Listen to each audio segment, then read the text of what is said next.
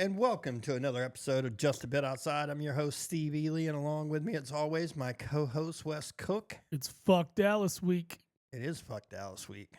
I mean, every week is, but Yeah. especially Kelly Green Day tomorrow.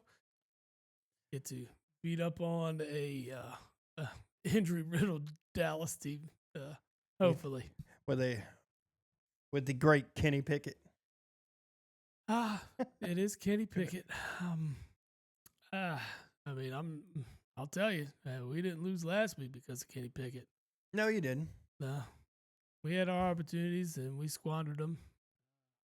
Some questionable calls in there that didn't really go our way. That there was didn't help. CJGJ getting kicked out of the game was very questionable. He got punched in the face, and he was the one that got a flag. Yeah, I saw that. Generally, that's offsetting, but whatever. I mean, an L's an L. We took it, and there's really zero reason for them to ever have the opportunity to win that ball game. But here we are, new week, and we got to focus and get these last two. So start off against Dallas, shut down CD Lamb. Yeah. So if you do that, the game's over for Dallas. I mean, and honestly, we don't even have to rely on Kenny Pickett.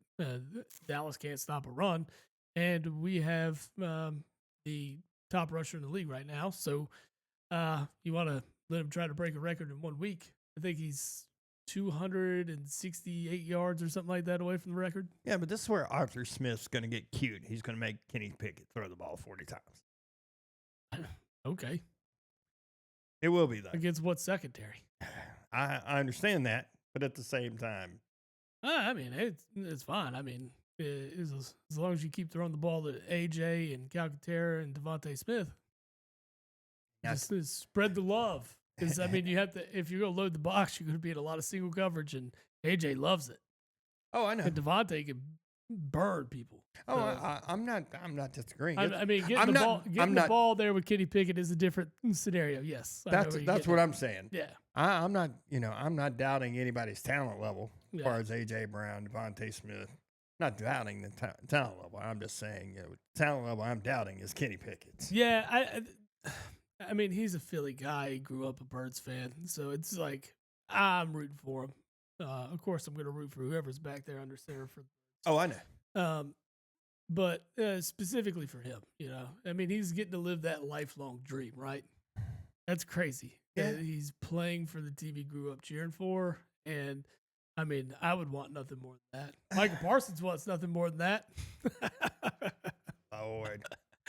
But no, he's fortunate to be in the scenario he's in and getting this opportunity, and hopefully he flourishes under this chance that he has. Yeah, especially in the biggest rivalry game that we play every year. I mean, Hurts concussion must be pretty good. Well, generally, when you get concussed in a game, you usually don't play the next one. That's usually how this goes. It depends on the symptom level and stuff. I mean, it didn't look that bad. Didn't look that bad, but he got up and he was cognizant. He was aware. He talked to the official. Still, they decided to pull him. I think it's because we thought we had the game in hand kind of early on, and now where we're at on the far side of the 1 seed, probably it'll take a hell of a lot to happen with the Lions in order to get that back. I think this is just more of a rest, make sure he's 100%. Yeah, and let's go forward. Yeah. I think we have the tools and the weapons to be able to handle Dallas this week with really not much issue. So run the football and call it a day. I think that's really what's going to allow for us to really just dominate this game going forward. I mean, but you saw with Washington last week, anything can happen. And it is what it is. We'll see how it goes tomorrow. Just hoping for good, healthy game, come out unscathed, take a W, and move on to the Giants next week. Yeah, I'm with you on that. Yeah. If you win, here's the thing. If you guys win this week, Detroit wins. I mean, the best you can do is the 2 seed. I think we pretty much lock it in with the win. With the win for the 2 seed. Yeah. Because the division winners, of course, are gonna go 1, 2, 3, 4. So despite what Minnesota does, we pretty much have it locked in at that point. You would have to see some kind of crazy scenario with Green Bay beating Minnesota, then Detroit losing one. And then what? Detroit's got the San Francisco this or week. I mean, Minnesota beating Green Bay, and then the Lions losing one. And I don't know if that's going to be that's going to happen. There's a lot of different weird scenarios that, like I said, the Eagles can still pull the 1 seed, but losing last week really kind of squandered all that. So I mean, really, you could rest everybody against the Giants and see what you got. Yeah, I wouldn't really worried about the Giants on that end. Just I think we take the 2 seed, and hope Detroit loses their divisional matchup and go and get that home game going in to conference championship if that's how it goes. Did you see the Shefty thing on one of the NFL Lives this week where he's talking about how he could see if Philly's seeding was already locked up, that he could see them intentionally losing to the Giants to screw the Giants out of getting like the first pick? Oh no, I saw that. That's really kind of funny. I got to imagine the Giants will play something very similar though. If they're going in and looking at the number 1 overall pick, which they control their own destiny for right now, right? I would be intentionally. Yeah, I think I would. If you're trying to get your guy. Yeah, I think you put out the worst of the worst. You bring up a lot of practice squad guys. But the thing is, though, these are all competitive players. They're all going out there and giving it everything they got every week. So they're not going to want, to not perform or showcase their talents. So that'd be. Yeah, but at that point, I'm literally putting practice squad guys out there. I don't care if we get beat, get the wheels beat off of. Mm-hmm. And that kind of, I mean, if you're on the practice squad, you're on the practice squad for a reason. Sure, but but when you're given an opportunity to play, I get it on that level, you're going to try to do everything you can to secure a spot next year. I mean, it's a chance to showcase your abilities, and I mean, it's basically a tryout for next year. What opportunity do you have to play for that club or another one later next year? So it'd be tough. Anyways, we had Christmas Day games. Yes, Merry Christmas, by the way. I hope yours was great. We had the Thursday night game, and now we have Saturday games. Yeah, every day, bro. Yeah, the Chargers just finished up demolishing New England. It was not pretty.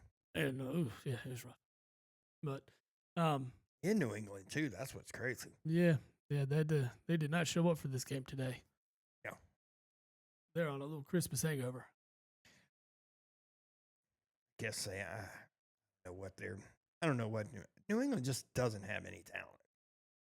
I mean, their quarterback's okay. I mean, Drake May's fine. I think he's gonna be fine. Yeah, but like the talent around it, Stevens is okay, but like their offensive line looks like it's pretty garbage. Yeah, it's there's not a lot of protection. He doesn't have weapons to throw to. It's. I was looking at their New England needs kind of an overhaul, especially offensively. I think the defense, given proper rest, throughout a game, that'd help. And when the offense doesn't keep the ball and you have a lot of 3 and outs and things like that, the defense is just going to get gassed. New England's leading receiver is Hunter Henry. Yeah, 66 catches for 674. It's awful. Yeah. Awful. Yards a catch? Say what? Yards per catch is nice. Yards per catch, okay. But. Wait, we're talking about 10 yards a catch. It's not bad for a tight end. Yeah, for a tight That's end, what that's you not want. bad. Yeah, you're not upset with that. Yeah, but their fourth leading receiver is also a tight end. Well, They're like we two. said, that name a wide receiver for New England. Oh, I couldn't Before you pulled it up, right? You Yeah, couldn't. That's what I'm saying. You're name one for me. I forgot he was there back, but I could have named him. KJ. That's where KJ Osborne is. Yes, But I don't know who Demario Douglas is. I saw. That's their leading wide receiver. I saw something the other day where they've whiffed on their last 3 first-round wide receivers, or first and second round wide receivers. They took who that they've kid out taken. of They've missed Arizona out. State a few years ago that was supposed to be really good. And They missed out on, I think it was Lad McConkey, Debo Samuel, A.J. Brown. They missed out on everybody. Yeah. There's been a lot of opportunity they've had there, and it's like, whew, man, just imagine what could have been. It's Oh well. Well, that's a lot of teams. You see a lot of these. No, guys. I mean, that's true. That's true. I mean, look at the Birds before Devontae Smith. Yeah, you had the opportunity to get Justin Jefferson. You took Nelson, not Aguilar, but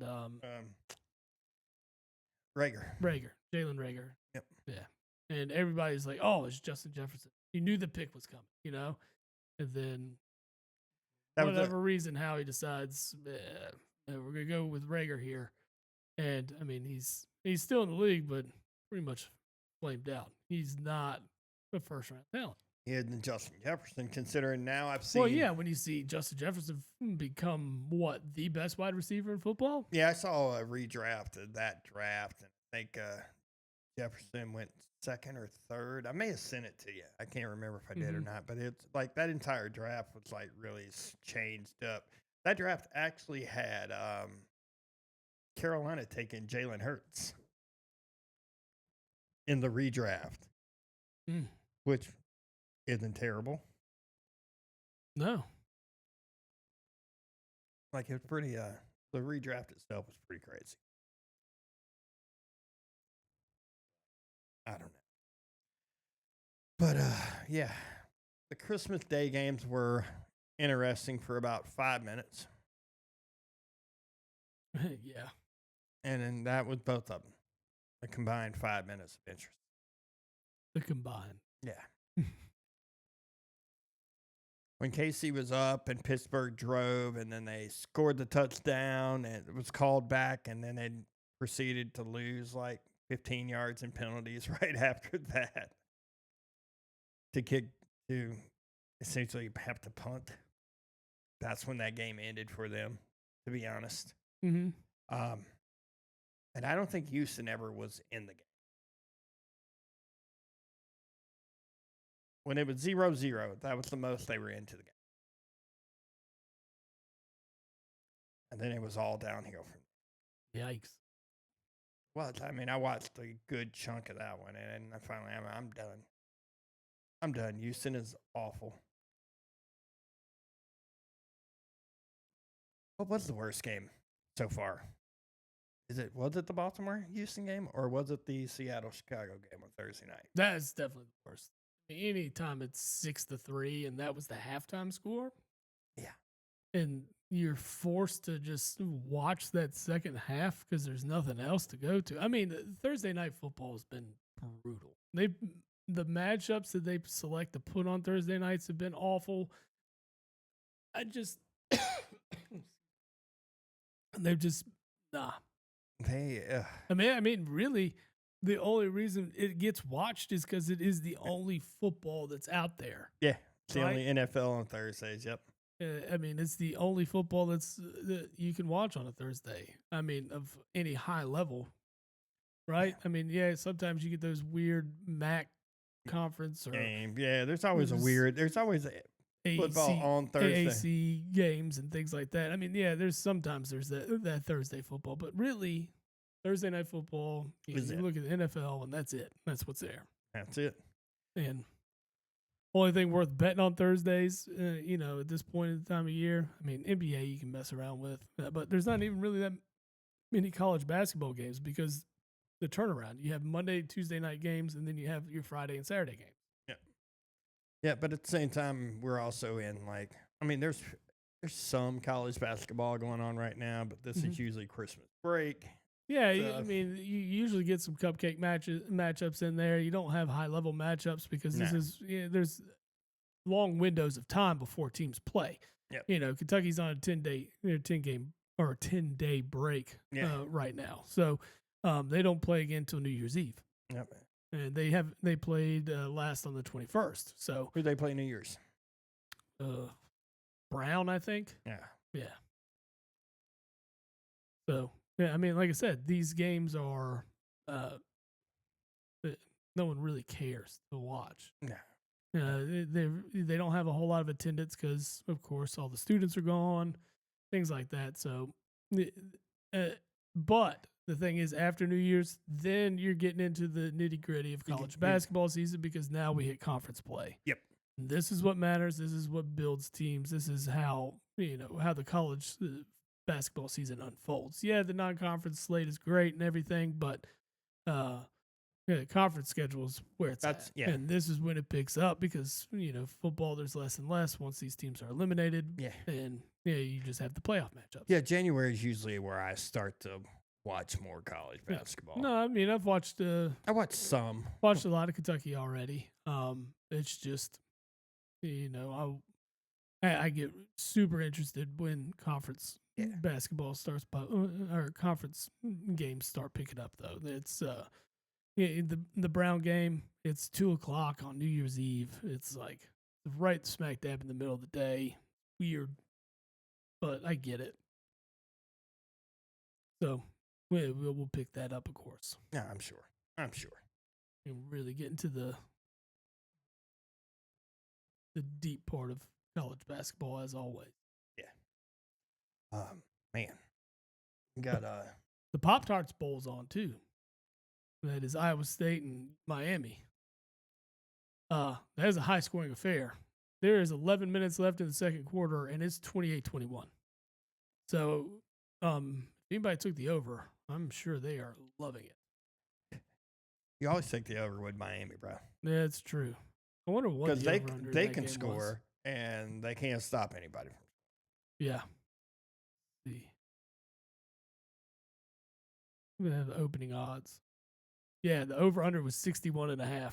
Oh, you're all over that, bro. That's getting cleared. Easily cleared. Miami's a 5.5-point favorite. I think if you had the Cyclones to cover, you're feeling good about it right now too. They were at 20. There was Miami plus 21. No, Miami was plus 5.5 or minus 5.5. Excuse me. Okay. But if you had Iowa State covering, you're feeling pretty good right now because that's giving you a 12.5 points right now. And the over is definitely clearing. 61.5 is. Well, you got what? You're at 49 right now. Yeah. And ain't nobody stopping. Yeah, a couple of touchdowns, and Miami's driving right now.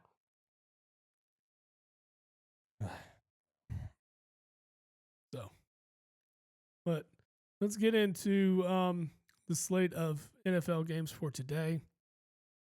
We have, of course, the Bengals and Broncos about to. They just kicked off. Yep.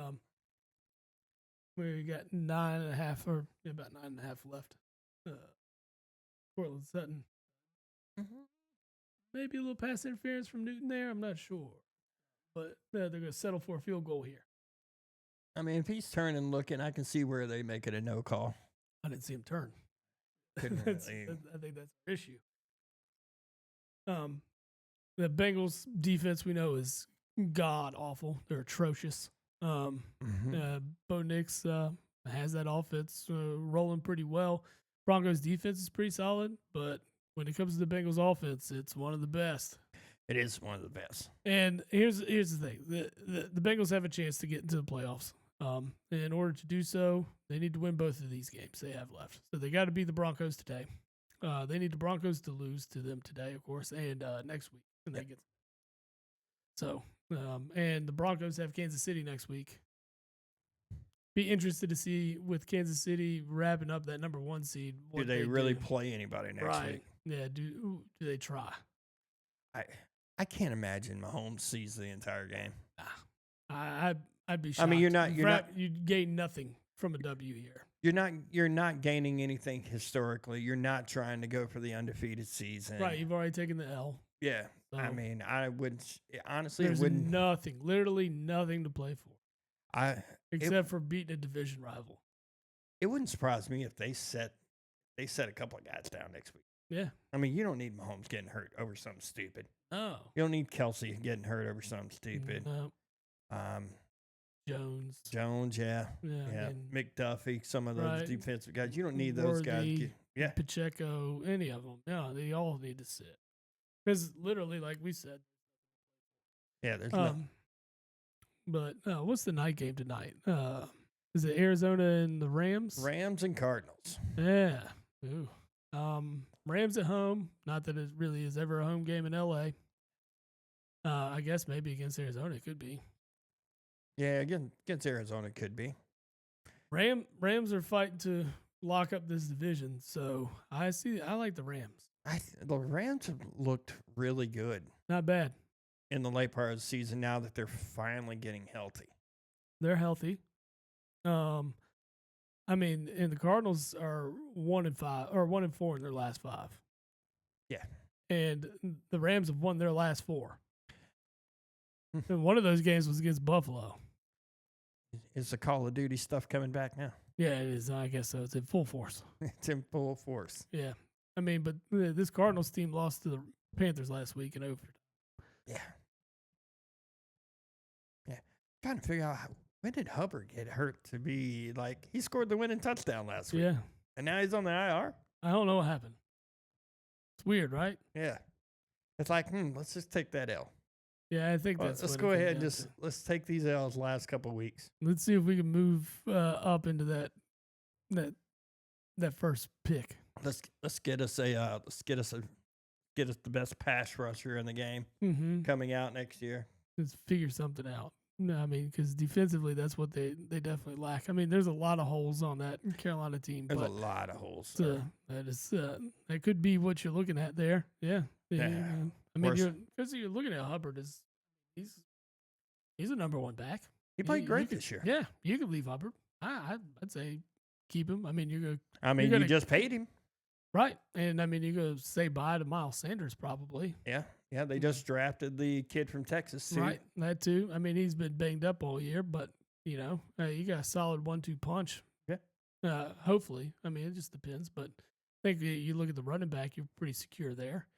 You probably want to bring in somebody to match up with Leggett as Thielen's getting older. Carolina spend money on a guy like T. Higgins? Do they? Or is Higgins wanting to go play for a winner? But if he's trying to play for a winner, he's not going to make much on the free agency market. I mean, I'd look and see what Cincinnati did and sign a cheaper deal, because I mean, the way he's incorporated into that Cincinnati offense is really hard to walk away from that. You really want to be honest. I mean,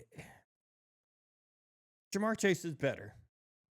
It's sure, better. But it is a 1A 1B type scenario. They are. They're both fantastic. They both show up. I mean, I don't see why you wouldn't want to stick around and be part of that system. Now, it just depends on what they can afford to give you at this point.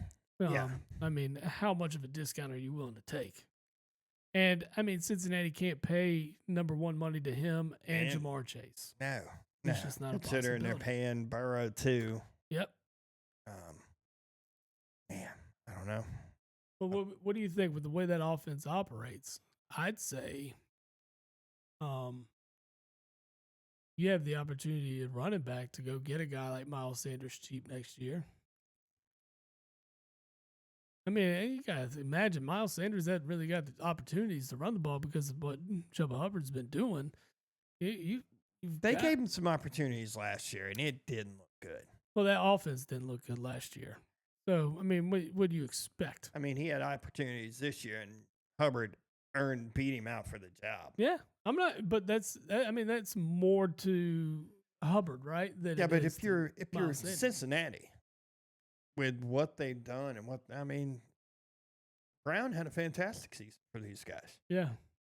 I mean, you're paying him jack squat, really. Yep. Why not keep rolling with it? You have to pay it.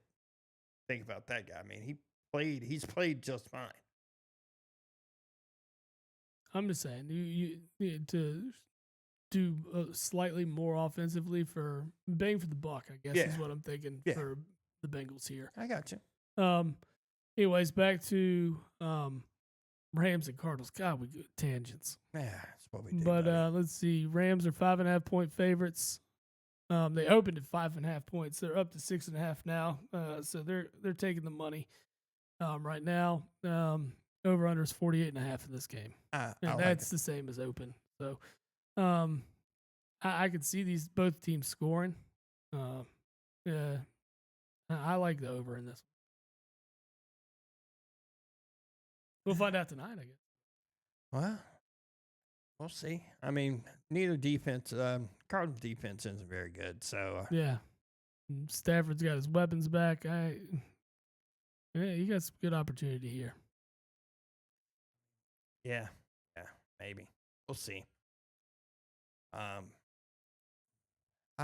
like the Rams minus 6.5. I don't know about the over though. Fair enough. Don't know about the over. I say that, but at the same time, the Rams could get cooking, and the Rams could cover the over by themselves. So it could, absolutely. I agree with you. You let Carolina score 36 on you last week. Yeah. I mean, you tell me he got Matt Stafford, Pua Nakua, and Cooper Kupp. Yeah, he ain't got that monster. Yeah. Kyron Williams too. Oof. Yeah. 1,000-yard rusher, 13 touchdowns. I mean, hey. You ain't got to tell me about him. I know. I know you do. I know. 1 o'clock slate games tomorrow. We'll start with Birds and the team we don't like to mention. Just fuck Dallas. Birds are 7-point favorites, even with Kenny Pickett as starting quarterback. Over under is 38.5. That's a low number for a team with a bad defense. And with a guy like Saquon Barkley who can just open it up at any time. Yeah. I like the over 38.5. I like the over. I'm not so sure about the -7 for some reason. Division game. Here's my thing: I'm thinking with Dallas kind of shutting it down, but they haven't been. I mean, they put CeeDee Lamb down. I'm not saying. I mean, is CeeDee not playing tomorrow? No, he's shut down for the rest of the season. Oh well, then fuck yeah. I'm just thinking this defense is going to come out with a chip on their shoulder from last week. They're going to want to get back into a stride in the groove of things. We got 2 matchups that bode well for us at the end of the year. I like the opportunity to see Kenny Pickett. Maybe toss the ball around a little bit and just run the ball down their throat with Saquon. I got a question for you, and this is going to sound kind of crazy. How much of Saquon do you really want to see this close to the playoffs? I know what you're saying. I mean, you got your division wrapped up. You're still fighting for a possible 1 seed. If we win, we have the division wrapped up. So, I mean, if we lose the last 2 games, Washington can get right back in this thing. But, I mean, with the matchups that we have against Dallas and New York, both at home.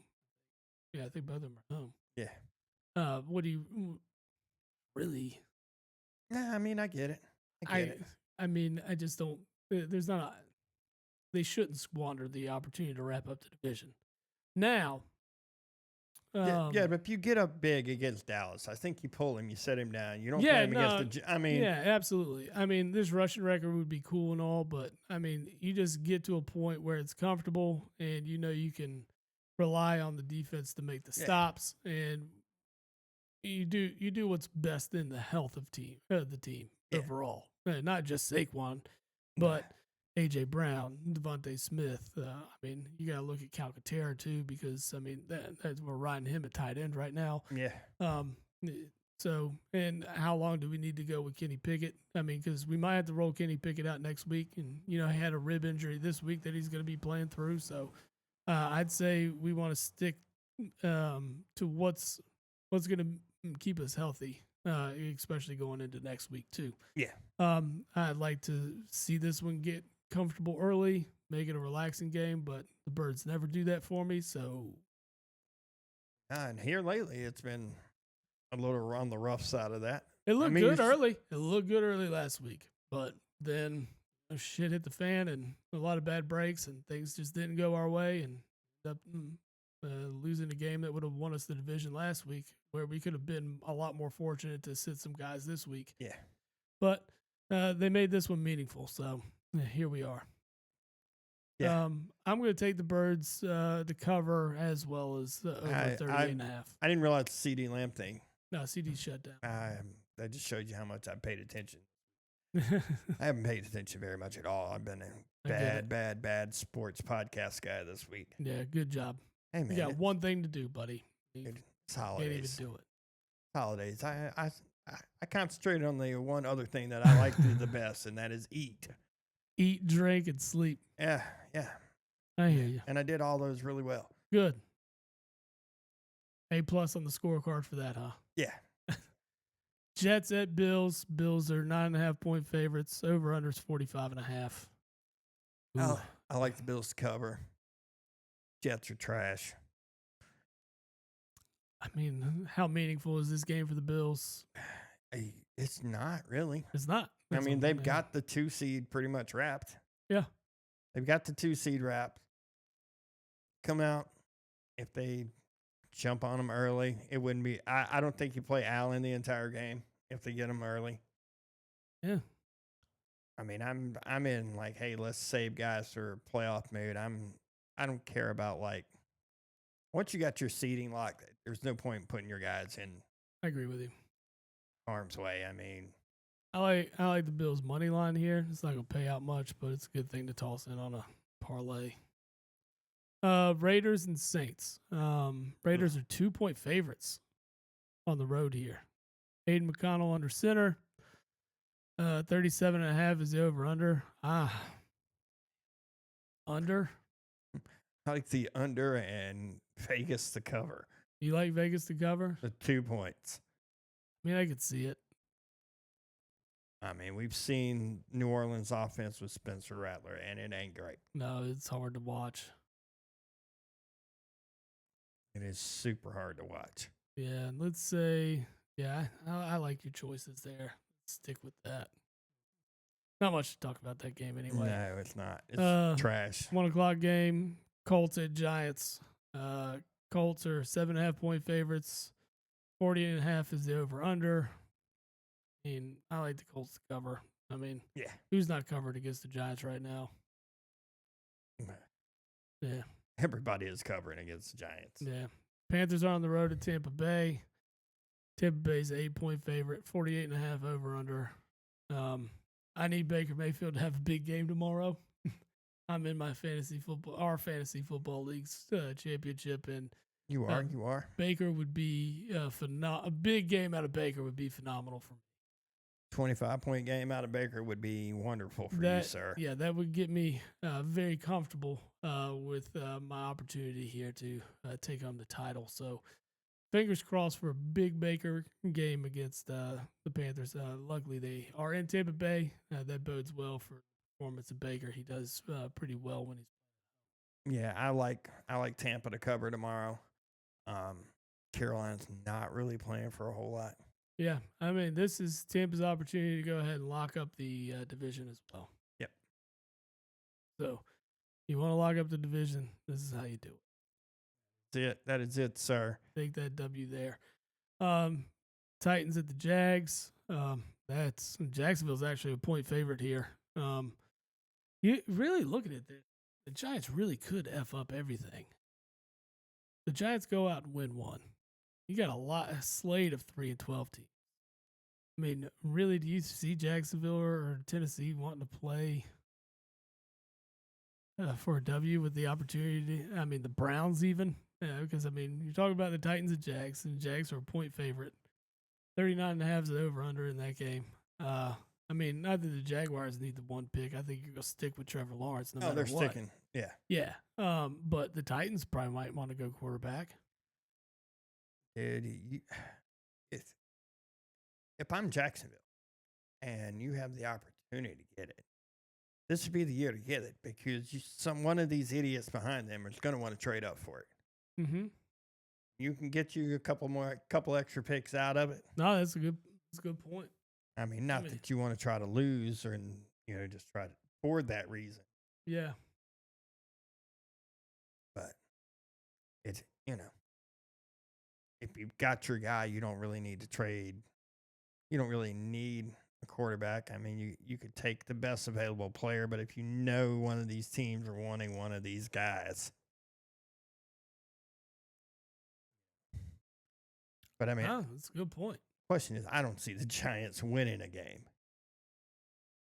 under these scenarios because I got to imagine the Giants are in full blown. I mean, they're running. Who's playing quarterback for the Giants tomorrow? Is it DeVito? I don't think it's DeVito. I think it's the other guy. Who cares? Right? I mean, I don't care, but it's just one of those it doesn't matter. No, it definitely doesn't. I mean, they're 28th in passing yards, 21st in rushing yards, 32nd. Drew Lock. That's right. Drew Lock's been running it out tomorrow. Okay. That's right. You're right. Ugh. 32nd in points for, 25th in points against. I mean, averaging 14 points a game. That is awful. You're an NFL team, and they got somebody from Iowa coaching there. Is that what's going on? Probably. Ugh. I mean, really, outside of Neighbors, who do you got offensively? Nothing. Yeah. All right. Well, Titans and Jaguars, another meaningless game outside of both teams are 3-12 and vying for the top pick. So, loser is one step closer to that pick. Next game has another 3-12 team in it. That's the Dolphins at the Browns. Dolphins are 3-point favorites. Dorian Thompson-Robinson is the quarterback for Cleveland right now. We had a brief conversation about him. Did. His career touchdown to pick ratio is 1-9. Ooh. I like those numbers. Yeah, for Miami's defense. Yes. Yeah. Yeah. Yeah. I did see some stuff that Myles Garrett is kind of wanting to know what Cleveland's direction is going into next season. I mean, we talked about this before. If I'm Myles Garrett, I gotta know what the direction is. Am I part of a rebuild? Are we going to stick with Deshaun Watson? Watson's coming back. I know that. But I mean, is that something you want to follow with? I mean, is he going to be the starter when he comes back? Like, what is the plan? I don't know. That's what I need to know. I'm not paying a guy. I need to know. What is the plan going forward? Because if you're sticking with Watson, and we know that I'm out. Yeah, you got to get me out. Get what you can get for me and send me somewhere. Yeah. I want to be competitive. I want to play for a team that's competitive. I want an opportunity. Yeah. Give me that opportunity. I mean, Myles Garrett's arguably one of the best defensive players in the game, if not the best. Yeah. I mean, arguably. I would want to be in that dumpster fire. No, sir. Especially if you're going to bring Watson back. I mean, you're paying him millions of dollars to play, to the tune, I believe, of 40, 45 million, something like that. I would want it. If I'm doing that, I'm paying the guy. He's going to play. But if I'm Myles Garrett, I want out of there. I don't want any part of that dumpster fire. I won't want any part of any of that. Nah, no one wants to be part of that. That sounds awful. It's just like, what is going on? But Miami is already eliminated from playoff contention, correct? Or they still got a shot? No, I think they're eliminated from playoff. To give you an update. Nope, they still have a shot, and they have an outside shot. But they got to win They've got to win. and get some help. Right, they need some help. So you're going to need Denver to lose. That's going to be one. Okay. The Colts losing would be beneficial to them as well. But you're going to need a loss from Cincinnati along the way, too. Well, you ain't getting that because one of these teams is winning. Right. So you have Cincinnati and Denver both playing. So the Chargers are locked in to the playoffs. With their 10th win today? Yes. So they locked up a playoff spot. There you go, sir. Thank you. Yes, sir. So Pittsburgh's locked into the playoffs as well. I mean, really, you need Denver to lose. So because they're 9-6, 10-6 is probably they'll lock them in. 10-6 will lock them in. So that pretty much means they need Denver to lose both, drop both of these, and they have to win both. And the Dolphins need to win both, but they're going to need the Bengals to lose another one. They're in a tough situation again. Yeah. But they still have everything to play for right now. They might not have anything to play for tomorrow, depending on the outcome of the Broncos Bengals. Yeah. Broncos win, it doesn't matter. It's irrelevant. Right. Mm-hmm. Actually, if the Broncos win, they'll lock up all playoff in the scenario AFC? for the AFC. All right. That would give you 3 teams out of the AFC West. Insane. When we talked at the beginning of the year, you would have probably had 3 teams out of the AFC North. I would have thought 3 teams out of the North. That would have been my guess. Yeah. I definitely thought. You're still getting 2. Yeah. With Pittsburgh, but I would have swore that you'd have got 3. Pretty sure we said that. Yeah. Well, I will say, you've got 3 teams locked into the playoffs for the NFC too. Those guys have been balling. Yeah. It's been driving me crazy.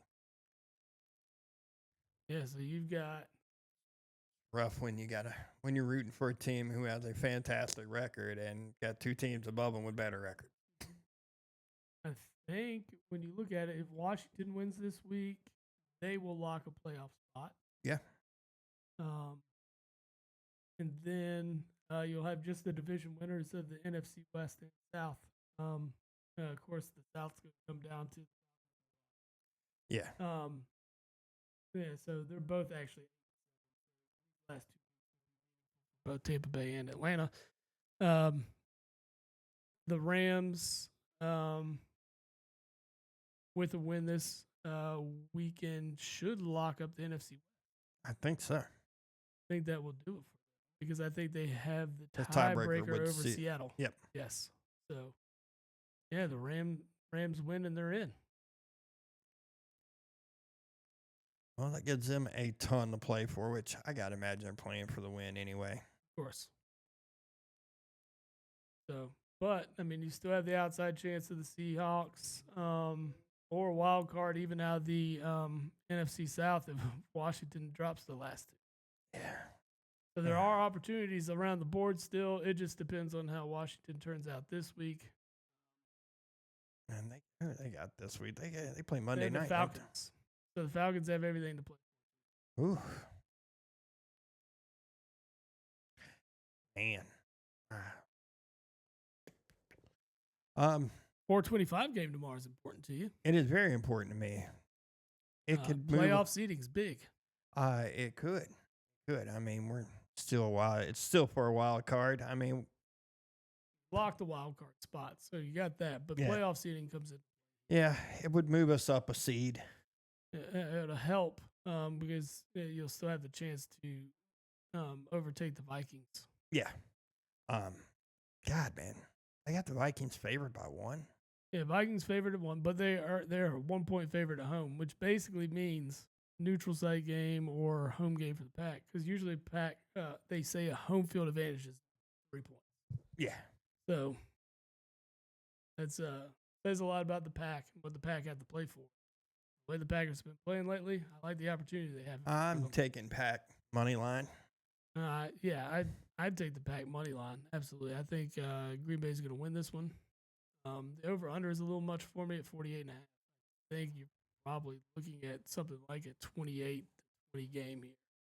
28-20 would be it. 48. Yeah. That makes it tough, right? Yeah, man.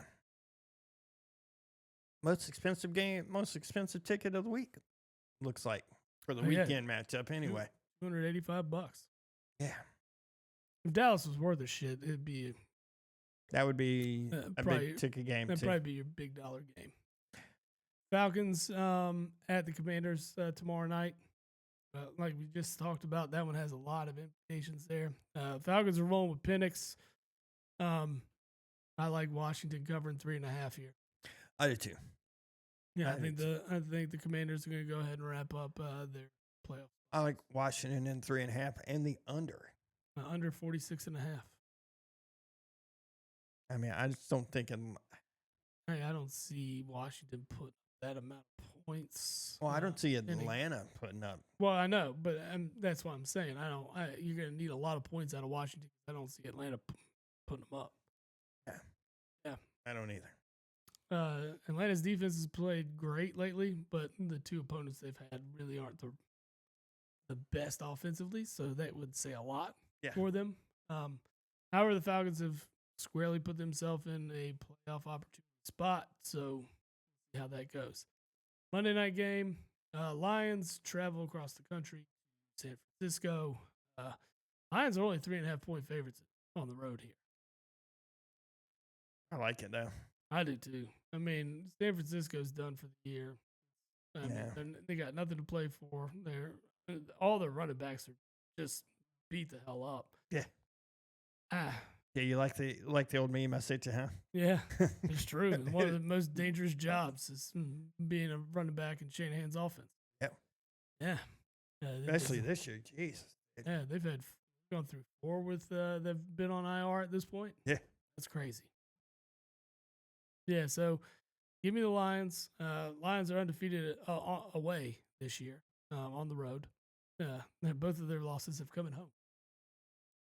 That says something when it comes to playoffs and having that home field advantage. Yeah, but who'd they lose to? They lost to a Buffalo team in which they scored 42 points and still lost. Right. I mean, but Buffalo piled on early, and then they lost to Tampa Bay early. Yeah, I wouldn't even. I'm not holding that one. Yeah, I'm not holding that one. But yeah, I mean, I don't really hold either one of them. I mean, when your offense but the thing is with the Lions, they've started slow in a lot of games. They're trying to crawl themselves back into games. So they are vulnerable in some aspects. Yeah, well, their defense is great right now, but it can't be. Well, what do you expect? Yeah. It's tough to play defense when half your starters are hurt. Yeah. Or out. Yeah. They ain't even hurt. They out. Yeah. They are out. I don't know. Regardless, I like the opportunity Golf and company have in front of them. Yeah. So give me Detroit -3.5. Yeah, I'm with you on that. They'll spell out pretty much all the playoff implications for it. Because if Atlanta loses and the Bucs win this week, which could very well happen, that will wrap the Bucs up. No, it won't. Yeah. Atlanta has tiebreaker. They do have the tiebreaker. So they could have the Bucs lose next week, Falcons win next week. Yeah. Falcons. Yeah. Well, the Falcons are fortunate in that aspect, I guess. But a loss and a win puts a game in front of them. Yeah. It gives the Bucs everything to play for. Yeah, I mean, the Bucs are going to beat the wheels off Carolina tomorrow. I don't see Carolina winning. And they finished the year with the Saints, too. So the Bucs look like they should go 2-0 these last 2 They weeks. should. They should. Yeah. Especially with a lot on the line. Yeah, I think. Yeah, but you say that Atlanta has Carolina next week. Carolina, we talk a lot of shit about Carolina, but they've looked better recently. They look better. Look better. And Atlanta's looked worse. Yeah. So. I mean, I don't think Atlanta wins tomorrow, so it doesn't matter. Yeah, fair enough. College football playoffs in full swing. We've talked about it. New Year's Day, And New Year's Eve, get us started. New Year's Eve, we get started with Penn State and Boise State. Yeah. I like it. Love the matchup. Oh, you owe me $10, by the way. I do owe you $10. Yeah. I will send it to you in just a second, sir. Nah, you don't have to send it to me. I'll just tell you a bet I want to make this week. Oh, I'll put something stupid down. You know me. Throw $10 on something for me. I'll get it to you this evening. I'm always on it. Yeah. I'm always on it. You know that. Yeah, absolutely. So, but Penn State, Boise State. Penn State is a 12-point favorite here. I like Boise covering. I love Penn State's defense. Don't get me wrong. But, Genty's a monster. Everybody has game plan for him, and he still ran for 2,400 yards. Exactly. Hey, Penn State's going to game plan for him, and guess what? He's still probably going to break 100. We're gonna put all 11 in the box. Yeah. Well, I don't like the 12 either. I don't like 12. I think that's way too much. Now I know Penn State beat the brakes off SMU last week, which I predicted. Yeah, but it wasn't. And I mean, it was bad quarterback play from SMU. It was bad quarterback play. Bad throws. Bad. I let you know about every one of them too. I told you, I watched it up until the third one, and I was like, "Fuck this! Yeah, I ain't watching this trash." Yeah, 2 pick sixes to start the game, man. Well, you look at bad quarterback play. Yeah. Look at the first 4 drops. The first drive where they're moving. Yeah. Chance to score. He throws it into traffic instead of running for the first down on 4th down. Yeah. And then it's back-to-back pick sixes. Yeah. And then it's, our defense holds, does good. We've got a good chance to score. They get down inside the 5, and he throws another interception. Yeah. I'm just like, what? Or like at that point, he killed his defense right there. Oh, he definitely did. He demoralized them. Yeah. It was all him. Yeah, I mean, when you have opportunities to get back in the game and do that. At that point, if they score there, it's 14-7. Yeah, you're right. It's still a ball game. Yeah, you're still in it. Anyways, the game got out of hand, and it got out early for them. Ended up being 38-10. But like I said, I like Boise State covering. I think Penn State still wins this. Yeah, I think Penn State still wins. I like Boise to cover. I like Boise to cover, but Penn State ultimately going to come away with this one. And then we get the New Year's game. 3. I think Texas. 1 o'clock. I love Texas against Arizona State. Minus 12.5. I like them minus 12.5. Yeah, I'm thinking we're putting my $10 to a parlay right now. I'm with you. I think Boise covers. I think Texas covers. And then you have Ohio State at Oregon. Ohio State's a 2.5-point favorite, despite losing to Oregon. There was some gamesmanship that could have sent that game the other way. It could. I mean, it could have, but Ohio State would have still had to score. They just needed a field goal. I know, but they still would have had to score. Yeah. They still would have had to score. I mean, in the opportunity, Oregon would have had a chance to punt. 10 seconds in a late. I know, but they would have punted instead of into that game. It's still a lot to go there. No, they were on defense. They didn't have to punt. Ohio State had the ball, and they took a deliberate 12-man on the field penalty and took the 10-second runoff. Oh, no, yeah, defensively, yes. Yeah. I got you. Yeah, I mean, Ohio State was moving, and it would. Oh, no. Yeah, sorry. I'm thinking of a different scenario. And then Will Howard slid at the end and just didn't get down quick enough. Right, yeah. I mean, they had a shot at it. They did. But I don't know, man. Ohio State looked very good against Tennessee. I feel like Oregon is getting screwed in this whole mess. Well, I mean, yeah, as the number 1 seed, you get probably one of the 2 best remaining teams outside of them. I mean, Ohio State's better than Penn State. We already know that. They played. Yeah. Well, and then I like Georgia over them too. Me too. Yeah. They're playing. And that's even without Carson Beck. Yeah. Man. Yeah, I feel like Oregon would have much rather drawn a Texas, a Penn State here. Yeah. Notre Dame even. Well, it goes back to these conference champions, Yeah. ACC conference being down, so you didn't get that power. Big 12 being down, they didn't get one of those first 4 seeds. Well, I mean, Yeah. I guess Arizona State did, but Arizona State's not. They shouldn't have been rated as high as they were. No. Right. No. I mean, ultimately, Clemson's falters at the end of the year. Really, Clemson probably would have been the 4. Yeah. And you would have probably moved Arizona State back into that 12 spot. It's just, I like the 12-team playoff. I think it's good. The problem is, really and truthfully, your winner's going to come in the top 6. Yeah. It's not coming outside of that. Not unless someone gets hot. I mean, it would have took. All the lower seeds won convincingly last week. Yeah.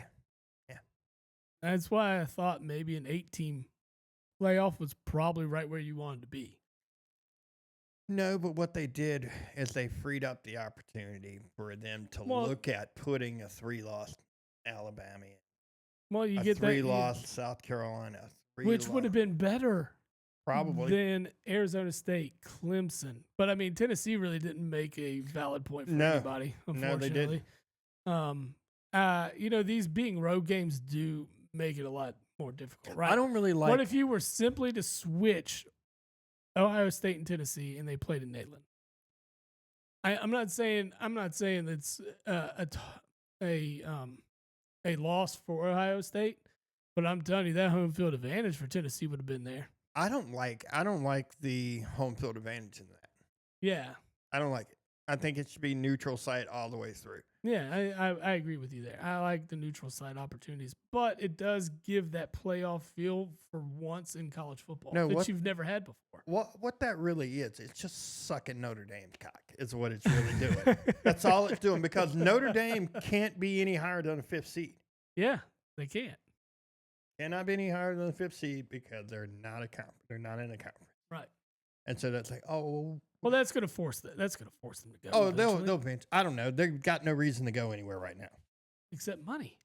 I've told you, even the money aspect is there for them. If they move to a conference, they make more money. They make more money right now. They don't. They make like $60 million from NBC by themselves. Mm-hmm. And then the ACC pays them like another $30 million. That much? Yes, it's stupid money. Like, it's between 20 and 30 million to play that weak ass partial schedule. They get all their own money from NBC, and then they get the ACC's paying them. Like, if they were to go join a SEC or a Big 12, a Big 10, they're going to make them pay. They're not going to they're going to have to go under their own TV deal. According to current projections, if Notre Dame joined a conference like the Big 10 or the SEC, they could potentially make an additional $9 million or more per year compared to their current independent status. Okay, $9 million more, but you know what? I got to play the SEC. Right. Am I going to be in the top 5 if I'm playing the SEC every week?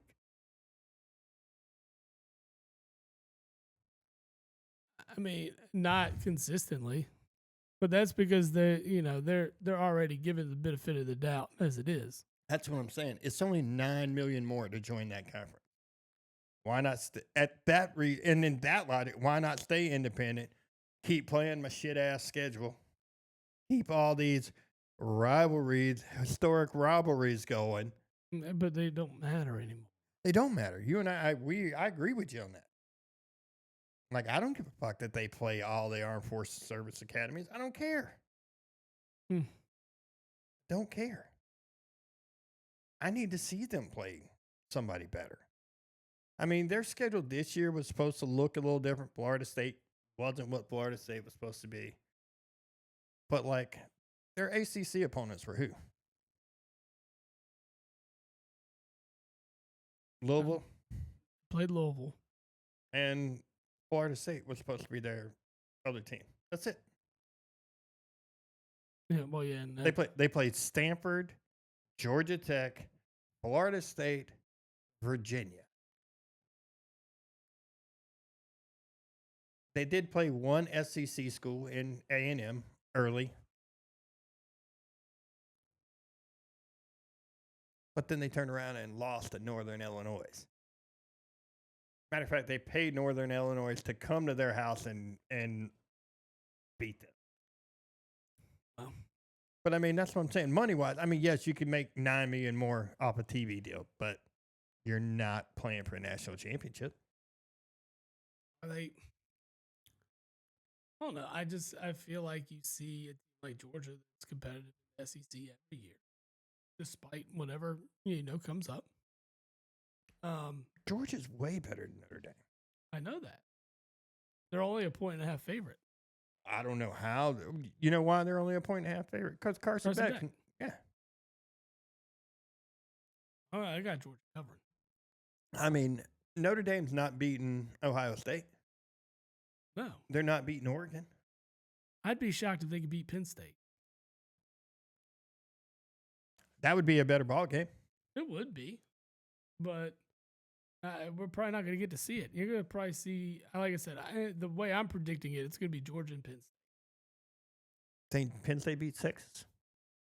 Penn State plays Boise State. The next round, they would have to play. They would play the winner of the Texas They Arizona. won't beat Georgia. Who?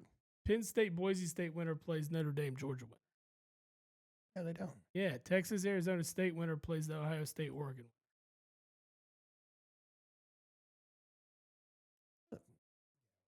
Penn State's not beating Georgia. No, that's what I'm saying. I think Georgia's almost going to walk to the championship. They should. Yeah. They should. Georgia, I think Oregon has the toughest task. Or Oregon 100% got the worst part of the bracket. Yeah, because now they got to play Ohio State again, who's way better than an 8 seed, honestly. Yeah. I mean, I hate saying it. They are. But they're way better than an 8 seed. Honestly, they were probably the 5th seed. Yeah. To be honest. Right. Yeah. I mean, I see why you gave Texas the 5th seed. I get it. Your only 2 losses are to Georgia. And the SEC championship game was a much tighter game than the first one. Yeah. So, I get it. I mean, like we said, we like Texas to cover. I really think the Oregon Ohio State game is going to be a toss up. It is in the Rose Bowl, so that should play a little bit of a role for Ohio State. Oregon should over Ohio State. Should. I just if it gets into a shootout, I like Oregon. I do too. Jesus. I was complaining about ticket prices last week. You see this Arizona State Texas game? Chick-fil-A Peach Bowl. It was a Texas home game. $1,700? Ooh. Compared to Notre Dame Georgia's tickets are $66.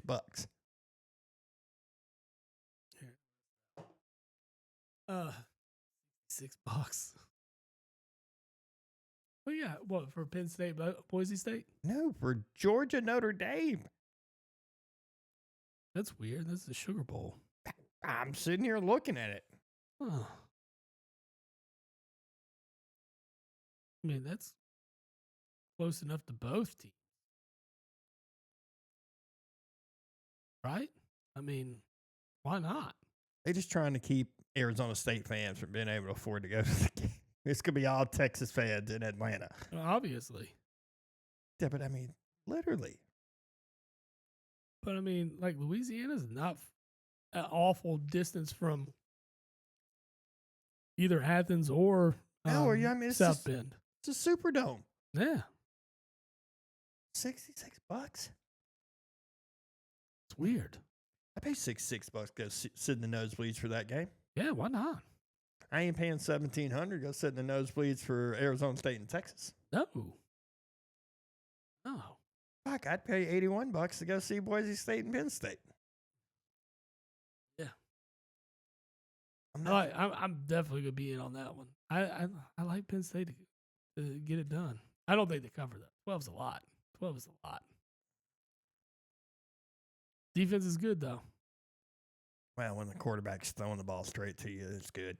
Helps. It helps. I agree with you.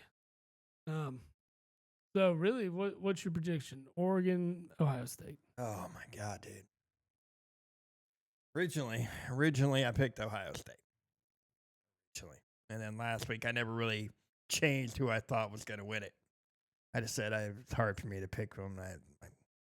Yeah. I don't think Oregon beats them the second time. I think that's a tough task. It's a Ohio State, order. I think Ohio State wins this game. Okay. And here's the thing: is as much as I don't really believe this, but apparently, Ryan Day's playing for his coaching life at Ohio State. No, he's not. No, he's not. That's just what the fans want you to believe. I saw some of that retarded shit where they were talking to an Ohio State fan last week. I think after we had done the podcast, and they were talking about how, oh well, you can't beat Michigan. I don't care if his record's 66-10. It could be 4-72, and I'd be happy if all 4 wins were Michigan. I'm like, no, the fuck you wouldn't. No, you wouldn't, you dumb fuck. No, you wouldn't. You have ups and downs with teams. Those things happen. Dude, you and I talked about it. I would take 10 wins at Carolina all day long, even if those 2 losses were to Duke and State every year. It'd be Duke and Georgia Tech, but it would be Duke and Georgia Tech. It would be. But I would take it. I mean, fuck, I expect the Georgia Tech loss every year. So you're already used to it. I'm used to that loss. I can handle that one. That one's fine. I'm used to that one. Yeah. I expect it. I do. Yeah. I mean, come on. I've been telling you that for years. No, I get it. Yeah, it's right. It is right. Fucking, you talking about pissing somebody off. That game pisses me off every fucking year. Every year. You need to get the locker room pregame for one of those. Just like once, guys. Just beat this team, please. Just for me. You sons of bitches. You know how much money I've lost because of you guys. I'm to the point where I bet on them now. Betting on Georgia Tech against your team. I love it. Fuck. What? It's a 10-point spread. Georgia Tech's covering that all day long.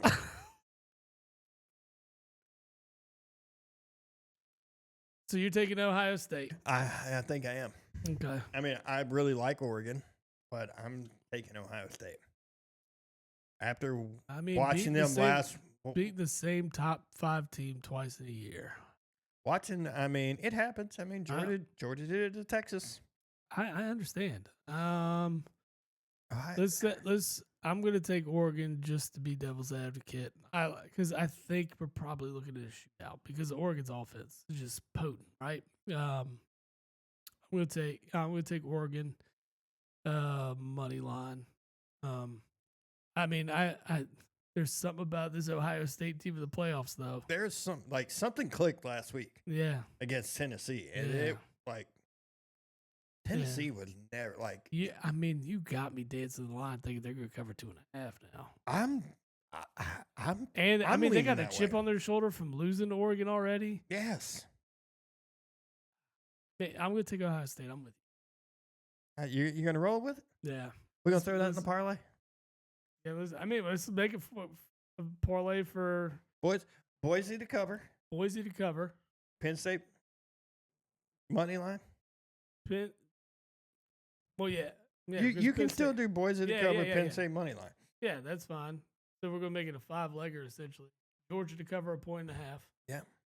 Ohio State to cover 2.5. Yep. Texas cover the 12.5. Shit, you might as well take Ohio State money line. Yeah, if you're gonna do it. You're gonna do it. Well, if you're gonna do 2.5, what's the money line? Is it? It's gonna be lower. So because that means they're gonna win outright. Yeah. Or wait. You would take the minus. That would be you want to take we'll take the minus 2.5. Sorry, I'm looking at it backwards. Yeah, we just do Boise to cover the 12.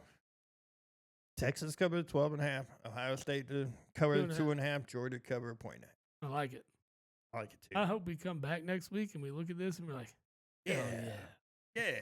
Look what we did. Look what we did. Yeah. And then fucking Notre Dame will do something stupid. That's the Jabo bet of the week right there. That's your parlay of the week. Kiss of death, maybe. Yeah, it is a kiss of death. It is. But we're going to throw the $10 I won off Steve on that one. Man, we'll make it 20 on it. Okay. I'll match the 10. Hey, whatever, man. Let's do it.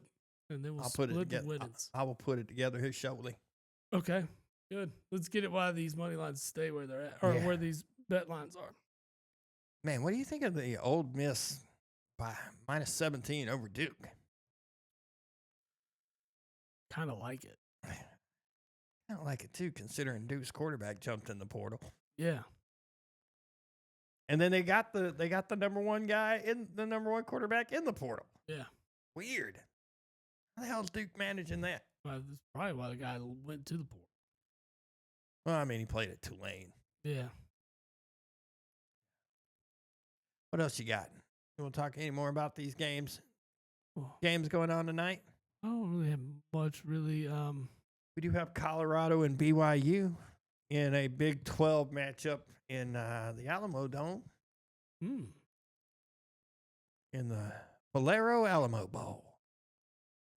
These bowl games just have no fucking meaning. Shador playing? Yeah. Shador's playing. Travis Hunter's playing. They're both playing. Colorado. They have the most expensive insurance coverages. I bet they do. Well, you got potentially 2 top 5 NFL picks. Yeah. Even though they keep saying they're going to go 1 and 2. I don't believe that. It just depends on what teams land there and who needs what. Well, the Giants seem because to be... Travis Hunter's playing one position when he comes in, and it's going to be DB. I think so, too. There's no way he's a wide out in the pros. I think he could play wide out if he wanted to. Absolutely. If he said, hey, I'm going to play wide receiver. He's going to make more money as a DB. I mean, I think he's okay as a DB. I think he's okay. He's better at DB than he is at wide receiver. Come on, man. He won wide receiver of the year. We know better. Yeah. He should have never won that, by the way. Right. Should have never won it. He won defensive player of the year, too, didn't he? No. No? Okay. But no, I honestly think he won the Heisman, and he won wide receiver of the year. Wide receiver. And I still think Genty should have won the Heisman. Me He had both. literally the second best season ever for a running back. Yes, I know. I mean, we know what we're talking about here. But no, legitimately, I think he's a better DB than he is a wide out. We'll see. I mean, just the fact that you could draft him on potential on either position. You could take you're taking it. Hey, we got a guy that. Yeah. We don't really. Let's say you use him in spots at DB in his rookie year. You could throw him out at wide receiver immediately. Yeah, you could throw him out at wide. You could put him in slot. You could put him as your nickel DB immediately. Mm-hmm. You could put him as your slot receiver immediately. Yeah. And you're not playing every down, so yeah. I mean you do have some versatility with him. I mean, I agree with that. I don't know if that warrants a top 5 pick unless he's going to be an all-pro at one of those positions. I don't know what you're going to get from him. To be honest, I don't know. I mean, you can look like we know what you get out of his girlfriend. Fucking what a whore! Right, Lord. And this dude is like, yeah, man, throwing a hot dog down the hallway with her. Simp of the week, apparently. That is simp. Like, ooh, ain't no way, bro. No way. Oh, my bad. No, it's you.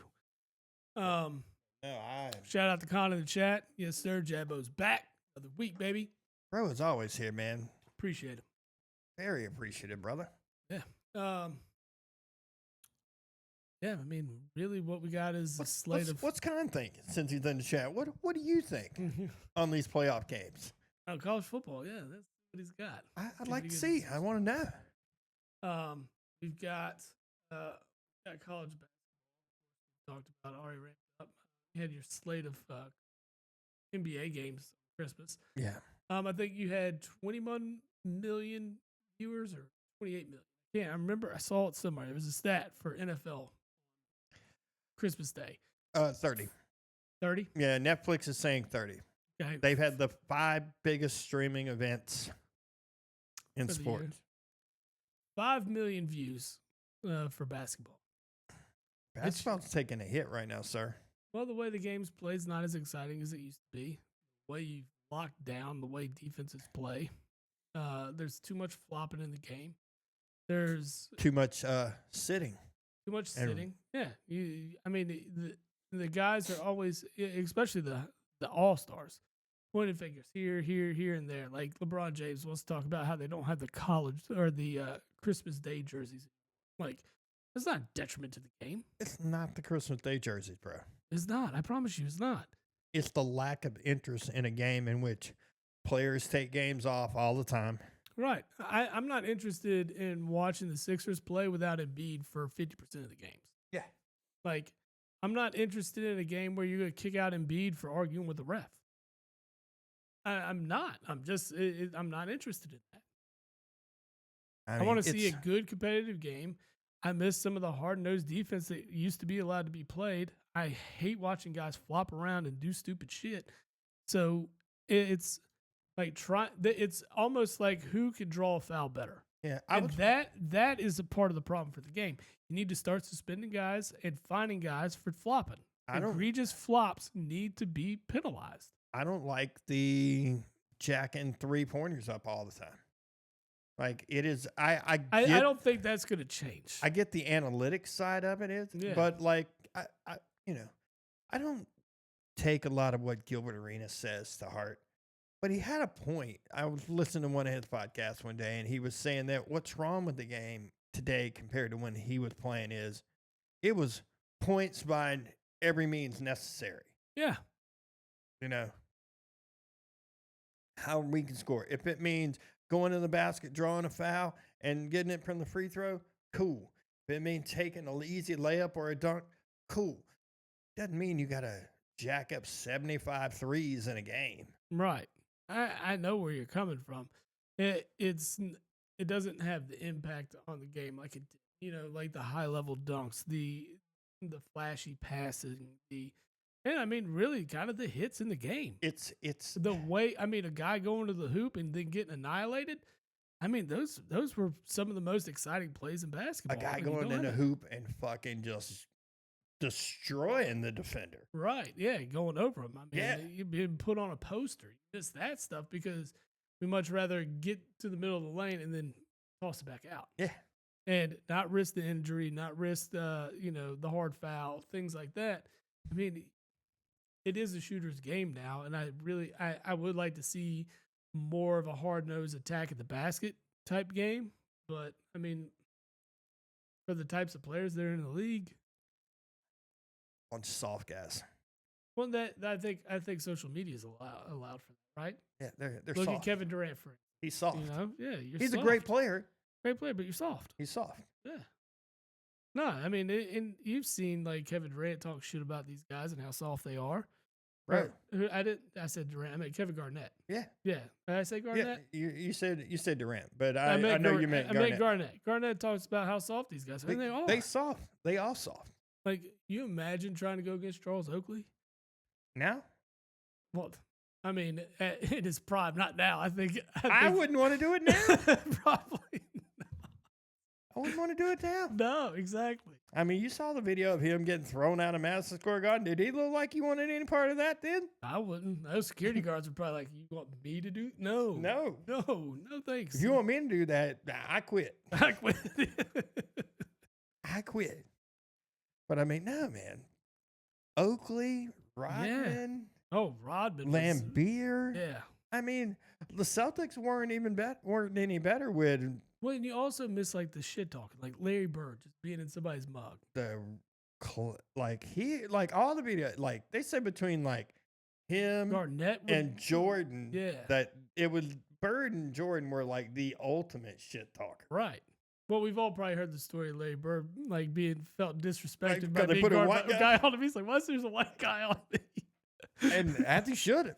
Yeah. Larry's done what's sad is Larry fucked up his back putting a driveway in at his mom's house. Right. You don't hear those. No, nobody's doing that shit anymore. I mean, that comes back to a lot of these guys feel so entitled because of how much money they make too, and it's he's taking games off and just the I can't play back to backs like Embiid. Like, come on, dude, You got to play back. quit being soft.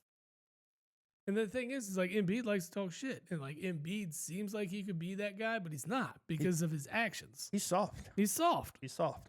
All of them are. They're all soft. I haven't found a guy that's hard in the league now. The only dude that's hard in the league is Draymond.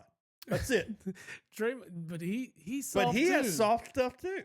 But he's super soft. He bitches and moans all the time, and he takes cheap shots at players. I mean, that's soft. Okay. That's soft pussy ass shit too. I did like the video of him taking down both the Lakers guys the other day though. That was pretty funny. Yeah. Because you could tell he straight up grabbed and just dropped. Yeah. It was good though. Yeah, but punching a guy in the dick's that's a low blow. No, that's a low blow. Yeah, Draymond's that. So. But I mean, he's about as hard as you can get in the league. I mean, yeah. What's his name? Why am I having Steven Adams. I would Adams think used to be. Yeah. he's a hard dude. I would say he's kind of hard. Yeah, he would be. Yeah. I mean, because he don't have any problem. Right. Other than that, I don't really know any. Like, there's no like enforcers in the games anymore. Like, imagine trying to dunk on Shaq back. No, He didn't care about getting a foul. He's gonna put you on the ass. yeah, Yeah. He's mean- like, you really want to test me? yeah. I'm bigger than everybody in this league. Shaq, it's probably the most dominant guy I've ever seen play. Yeah. I mean, I Get him the ball in the low post, and I mean, he'd take two guys to the rim with him. I never got to see Wilt play in his prime, but Wilt was like, But he was he was just so much than him. bigger. But I mean, Shaq was too. That's the thing. Like body wise, and the way his body held up for so many years with all the weight that he was putting on that. I mean, that was impressive. Yeah, when Shaq was in the league, there was a lot of 7-footers. Well, When yeah. Wilt was in the league, There wasn't any. No, There wasn't I know. any. But what I'm saying is, like, you take a 7-foot frame and then you put the size to it. you That's put what Shaq 350 pounds on it. Yeah. Yeah.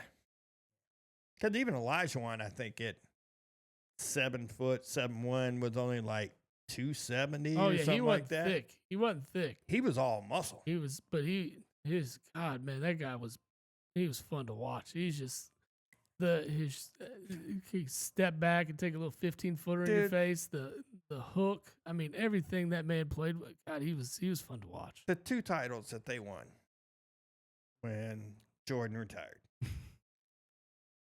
He was the best center in the game for those 2 years. Absolutely, I mean, and he destroyed all the other ones along the way. he did. Destroyed Shaq, destroyed Robinson, destroyed Ewan. I mean, that was prime Olajuwon. I mean, he put it on everybody. I mean, he was paired with a guy like Clyde Drexler that helped tremendously. I mean, they had a lot of And guys. then Charles Barkley goes there and just tries to hope to chase the same success. I hate it for him.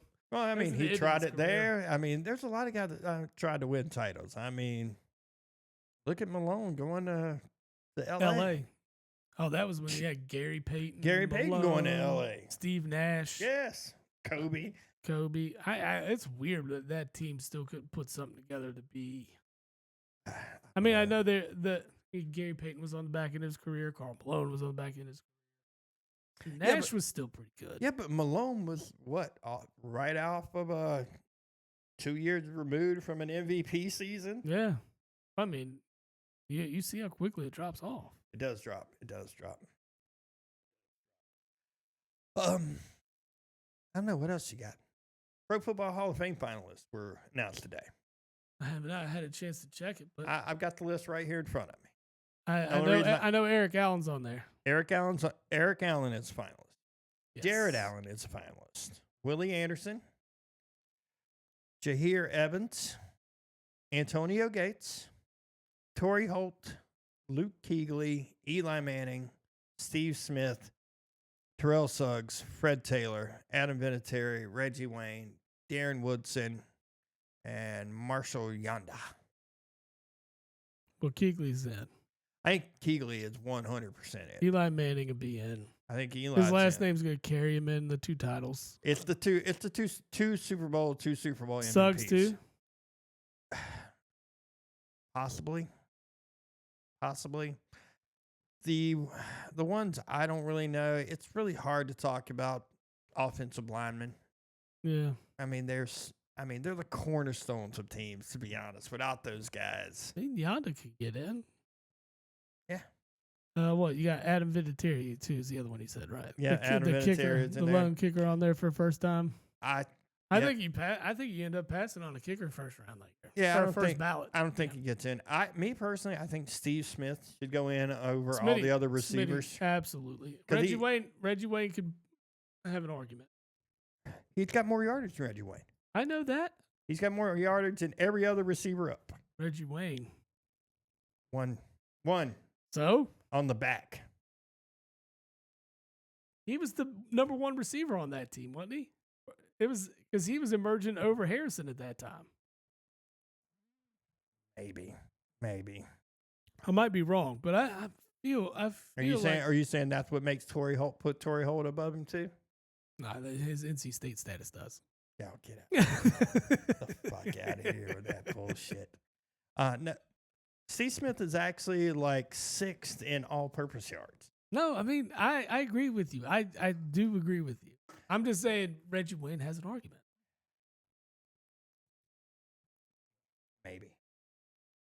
Maybe.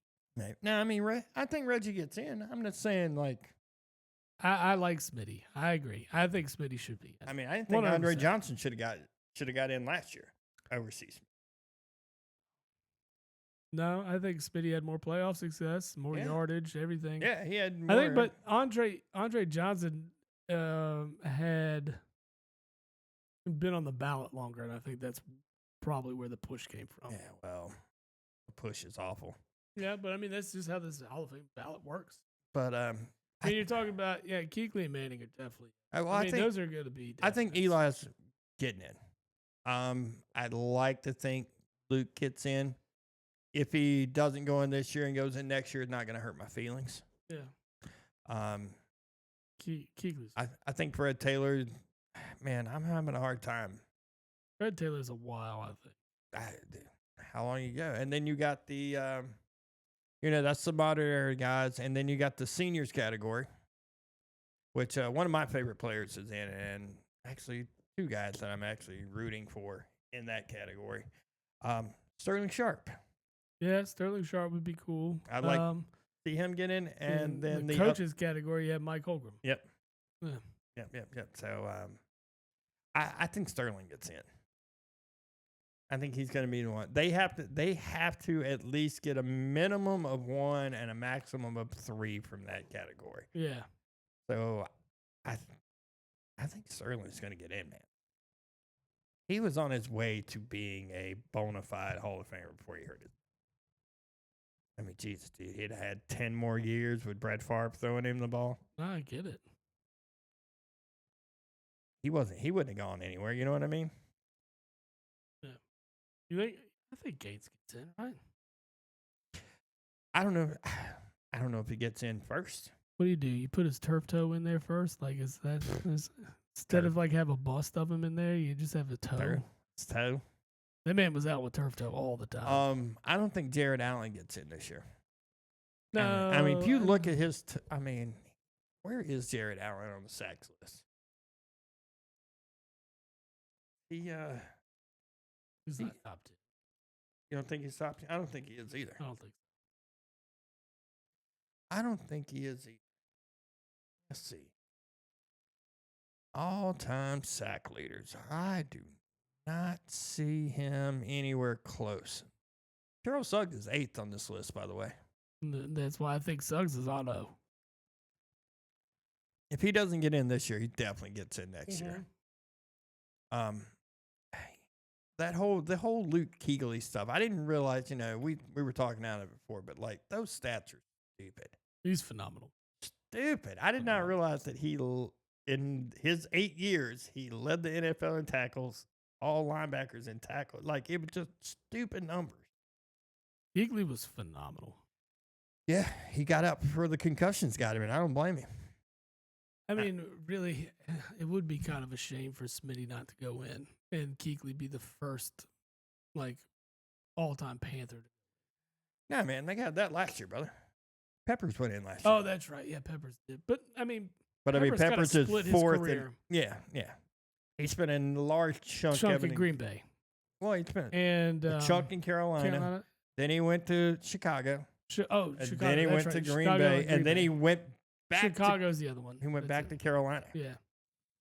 I mean, he's going to go in the Panthers jersey. I think that's really what the big thing is. But, like, when I'm talking about entire career for the most part, Smitty spent his 90% of his career there. Yeah. But he spent a year or two in Baltimore. Had a few. Yeah, I think he did like 3 years in Baltimore. Okay. And one of them was a redonkulous year. Yeah, it was a good year.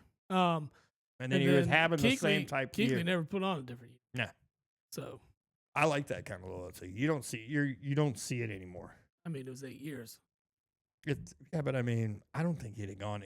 If he hadn't retired, he wasn't going anywhere. No, he would have been paid and yeah, absolutely. Yeah, I agree. No, you don't let a guy like Kuechly walk. He retired at the peak of his career.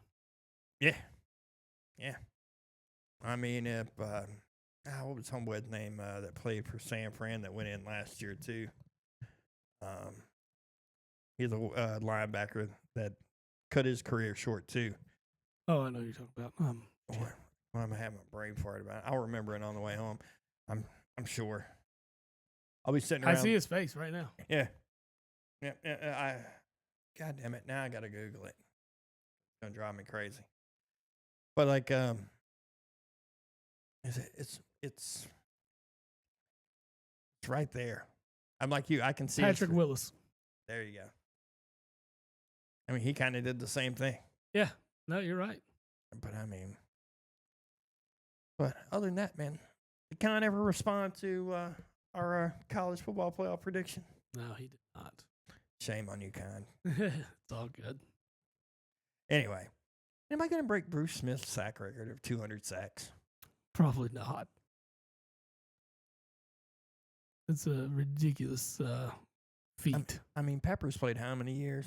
And it only ended up with 159 and a half. Mm-hmm. But there were times I thought that he didn't give it his all the time. Dude, let's talk about a couple things real fast before we get off of here. Mm-hmm. The first thing, I just saw it. Greg Gumbel died today. I saw that yesterday. Yeah. Oh, he died yesterday. Yep, I saw it yesterday. Yeah. 78. Had cancer. Yeah. Speaking of death, we haven't talked since found out we lost one of the greats in Ricky Henderson. Yeah. No. Yeah, I saw that last week too. That was rough, man. Yeah. Just Ricky Henderson had such a personality. And every time he talked about himself in third person. Apparently had Ricky goes still second. Apparently had like $1 million check sitting at his house that he hadn't cashed. Since like 89. Just sitting there. They were like, where's the check at? Like, what? Who does that?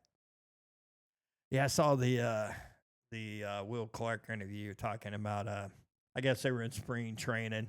Yeah. And he's talking about, like, Ricky with, like, the biggest personality and how, like, Lasorda was getting him the hold sign because he was wanting Canseco and McGuire to get swings. And he's like, oh, I'm ready. Just go. Just go. Just go. Ricky gone.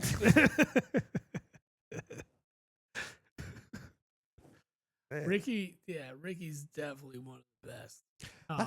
So riding here, I heard a stat that he has 700 either walks or intentional walks from the leadoff spot of an inning.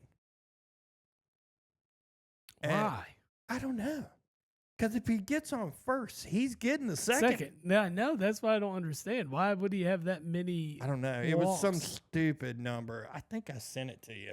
I must have overlooked it. Man, damn, that's almost like saying I just want to put a runner in score position. Like every time.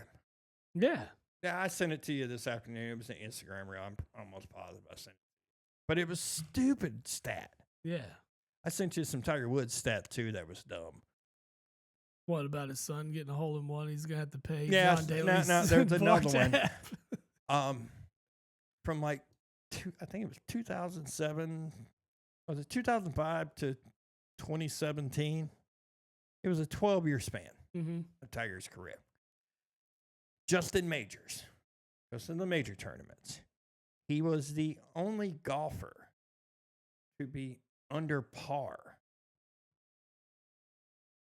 throughout that entire list. Really? He was, I think the guy said, minus 164. Jesus. Under par.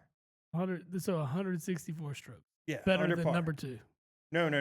That's just under par. So no one is even plus 1, plus 2. Number 2 was Phil Mickelson. Yeah. Who was plus 99. Jesus. Yeah. And then the next guy was like plus 118 or something like that. But that's just in major tournaments. Right. No, I get that. In that 12-year span. That's crazy. You just hear some of these dumb stats, and you're just like, what? The other dumb stat for Tiger was, in the history of the PGA, there's only been 3 instances where a player has won 5 or more tournaments in a row. Tiger Woods did it once, where he won 7 in a row. Yep. Did it again, where he won 6 in a row. Mm-hmm. And the third guy is Tiger Woods when he won 5 in a row. I mean, he is a golfing legend. Dude. Just at his peak performance, Tiger Woods was an unstoppable golfer. Should have just kept fucking them bitches. That's when his game fell off. But it's when he got caught. Yeah. Wasn't that he wasn't still fucking him. He just when he got caught. I love the Ron White bit where I think you sent it to me where it's like it's not the 18 that he did. It's the 18,000 he said no to. Do you have that kind of restraint? This guy slept with everyone that he had the possibility of having sex with. It's saying no. See, that's where you just don't get married. That's where all that comes in. You get an old clip snip and I mean we've burn it up, sir. We've given that advice to young rooks in the league. Everyone. That is my advice to any athlete. Travis Hunter better be the next dude to do it. Oh, yeah, because that girl will take him for everything he's about to make. Oh. And he'll be somebody else's kid. Probably. Man, in hell now. Yeah. And that dude's defending her, too. Like, get out of here, bro. Dude, so much evidence against her being just a dirty, dirty hooer. I was like, you gotta be better than that, man. I saw a meme today. It said it was... especially before going to the league, you got to cut ties with that dirty fraud. I saw a meme today that it was Genty giving out that girl's password to everybody. Nice. I was like, oh. It probably could be. That's funny. You probably had that piece too. There's a chance. Sounds like everybody's had that piece. He's out there free willed it. Yeah. Yes, sir. College basketball news. Miami's coach stepped down. Doesn't like the NIL. Shocker. Exhausted. I would be too, bro. You're like 75 years old. I think I get it. I mean, the transfer portal, the NIL, it's a different game. It's minor league sports. It is. It's minor league sports in a very, very, very professional manner. But I don't like it. Here's the thing. Larry Nagin made a Final Four with all NIL prospects. I get it. I understand it. Transfers, everything. So we know that you had the potential to do this job here and adapt. And I get it. You're much older. You're part of the older coaching generation. Took George Mason to a Final Four. I mean, Tony Bennett walked away because of it. Yeah. He's not one of those older guys. No, he's not.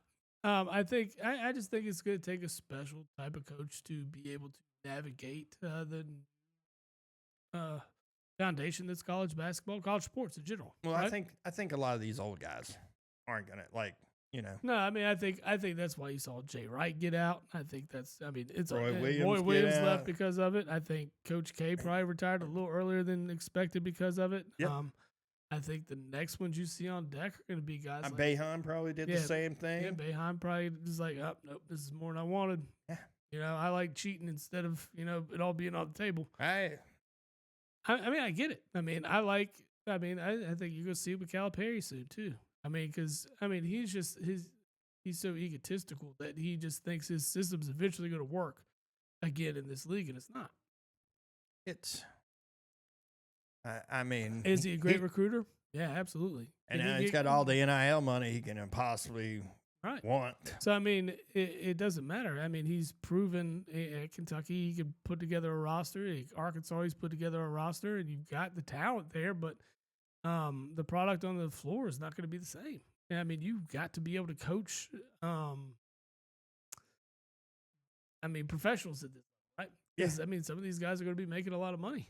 In some instances, they may be making more money than you. I mean, look at the guy that went to BYU. $7 million. $7 million. He's making more than the coach. I mean, ridiculous. Right? Ridiculous. So for a dude that ain't done nothing but be good at high school basketball. In AAU. Yeah, that's it. Yeah. Ain't really done anything other than that. Crazy. And he's going to make $7 million to go to class for one semester. Yeah. That's it. One semester. Next stop, NBA. That's it. Yeah. That dude would have been 7th in money for lottery picks this year. Yeah. Nuts, isn't it? Stupid amount of money. What they're going to end up having. But I mean, I think they took their entire NIL budget and blew it on one guy. And I don't know if that is the key to success. Here's what's going to I don't think so, because he's got to have talent around him. Yeah. I mean, you saw what happened when it was just Kobe in LA. You saw what happened when it was just Carmelo. You saw what happened when it was just Dame. Yeah. In Portland. Hey, these guys can't do it alone. What's going to happen is you're going to see a point in the near future where the NCAA is going to be like, hey, look, you can make all the money you want on personalized deals with endorsements and this and that. But as far as the college itself and NIL, we're going to put a cap on it. I mean, you have to. Yeah, you're going to have to. And you got to have a budget for every school that could say this is the salary cap for the school to offer in college football and college basketball. Absolutely. Because then you're creating. Ultimately, should it be a free market? Maybe. Yeah, but at the same time, you're restricting the professional level to a certain cap to make it competitive. So why aren't you doing it for your sport? That's it. So it should be. Well, college football don't care because you've already got the SEC and the Big Ten. Well, like, fuck you guys. We'll split off. We'll start our own shit. Well, are they going to ultimately do it if they come down with this? Probably not. No, they probably won't. I don't think so because ultimately you already have the governing body in place in something that really doesn't need to be governing anymore. Yeah. Because of how wide open it is. But to make it competitive across the board, so you don't see the amount of transfers, you don't see the amount of money that's exchanging hands at this point for amateur athletes. Well, you're going to have to get to a point too where, like, hey, we're offering you this NIL money, but it's going to be for 2 years. 2 years, 3 years, 4 years. Yeah. Because you go get the 3-star guy. I expect you to be here 3. Yeah. This is a contract for 3 to 4 years. Yeah. I'm not paying you NIL. And what gets me is you're getting these guys that are getting these decent NIL money. You're gonna restrict transfer, right? At that point, when you're saying, here's the amount of money you're getting, this is a buyout if you want to transfer. Yeah. Because that's what it's going to come down to. You're going to have stuff like this. You're going to forfeit some money. You're going to forfeit money, or you're going to have to buy yourself out of a contract, or another school's going to have to buy us out if you decide to transfer. And I'm okay with that. I think that's fair because the same thing goes for coaching, right? Does the buyout count towards your NIL budget from the other school doing the buyout? Yes, 100%. I'm in there. I like it. I agree. I You're like it. going to make this a professional league, essentially, Then act like, and then act like a professional league. yeah, don't be like, oh, I'm Don't- going to leave. No, after this one." ain't the Wild Wild West anymore. I mean, that's yeah. because that's what it is right now. You got a school like, say, Texas, who probably has more NIL money available to them than anybody else. There's a lot of them that I have. mean, I know, but I'm just saying Texas, based upon the size of the alumni, the size of the state, the size of the fans. A&M probably right there with them. A&M's probably close to it. I agree. I'm just saying you take Yeah. a school the size of Texas. Want to talk? How much more of an advantage do they have over a school like, say, we said BYU? Yeah, they got a huge advantage. I mean, look at like Oregon.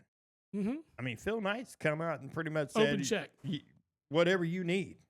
Yeah. If we got a guy we want to pay $25 million, and he's that guy, let's pay him $25 million. There ain't no college guy worth $25 million. No, there's not. There's barely pros that are worth $25 million. I know. But I'm saying, football's that sport that like one player, like a quarterback can kind of change. the quarterback can change a team. Now you have it in professional in basketball too. One guy can change the course of your entire team. Oh yeah, right. Absolutely. You got a bucket getter like for instance, Cooper Flagg is probably as valuable to his team as anybody else in the league.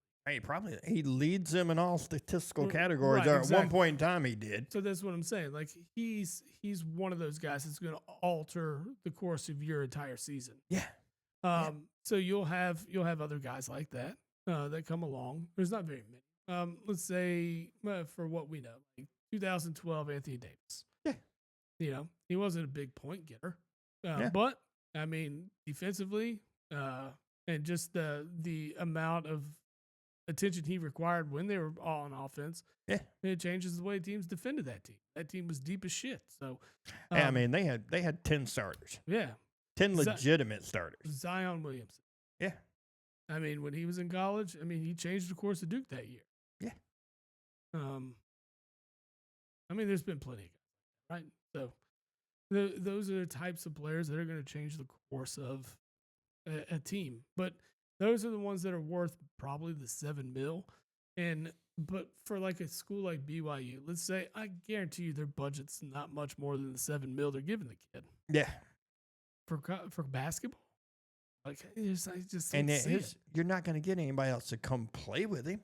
Because you're not going to be able to get the money for it. That's it.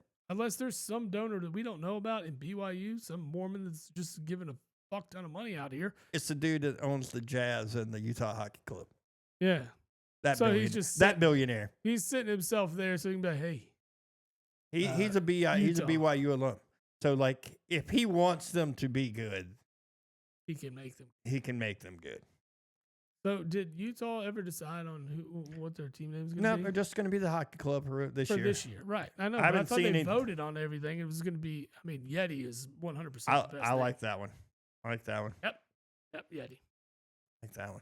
I know I just went off detour. But, to close out our conversation today, like college basketball, the college football world is, and there needs to be major changes now. College athletics, period. Yeah. I mean, let's be real. Baseball maybe is third most important. Yeah, maybe. So there might be some baseball programs that can support themselves out there, but really, I mean, there's not very many basketball programs that support themselves without a football program. We are very lucky to root for a couple that can. Right. But very lucky. But it sounds like my college, my favorite college team, it looks like they're going head first into the. Yeah, we didn't talk. Man, the last 10 days have brought on a lot of stuff. We didn't talk about Belichick. Yeah, and talking about he wants to turn them into a full blown, like they brought in Joe Lenardi as essentially like a GM type guy. Yeah. Like they want to become a pipeline to the NFL. They want to train these guys straight from high school. Yeah. Like other than the limited practice time and stuff that, all college, they want to train them as professional athletes from that point and what it takes to be. So not go to school. I mean, they still have to go to school, but it's still like. I mean, that's 12 to 14 hours a week being a full-time student. Yeah. But I mean. So and what it takes to be I don't want to say be competitive at that next level, but to be like, I mean, you have to sacrifice time. There's a lot of these college guys, they're not sacrificing time. No, they're making an ass ton of money and don't care. So, I mean, it's going to take a special athlete to go to Carolina for that. Because now they know they're going to have a regimen in front of them that's not like any other college. Yep. So, you got guys, let's say. Saban in Alabama probably had a pretty good regimen. I bet they did. I don't know about. I'm not saying. But I mean, is Belichick gonna draw recruits because of the way he coached? Because when you talk to professional athletes that have played for him, they tell you the difference from going from a team that's Belichick coached to another team. They either the ones it's that played for fun. him, they either love the fuck out of him. Well, I think they love him because they win and there's success there. But they'll definitely tell you it's not fun. It's not fun. You will be successful, but you're not gonna have fun doing it. You're not gonna have fun doing it. But when you find teams that are having fun while doing it, that makes it a lot more difficult, right? Yeah. So, I mean, Georgia's a prime example. They're winning and having fun, and their fun isn't really good. They just like to drink and drive. Georgia is the new Florida. They are. Just waiting on some murderers to happen. Yeah, I don't know if anybody's gonna match that tally. Yeah. Wherever fucking you stolen laptops, stealing laptops, fucking. Yeah. Anyway. All right, we'll continue all these conversations next week because we've gone over an hour that we wanted to. Yeah. So, Happy New Year to you. Happy New Year to you, sir. We will be back sometime next week. Maybe after the New Year, maybe right before the New Year. Who knows? It would be great to come back right after the New Year so we can talk about this bet we laid down for you. So the JABO Parlay is on deck for you to get to. You got plenty of days to listen. Lock it in yourself. Hopefully we help you make some money. Yeah, I got to remember that thing. I put it together. Yeah. You already know it.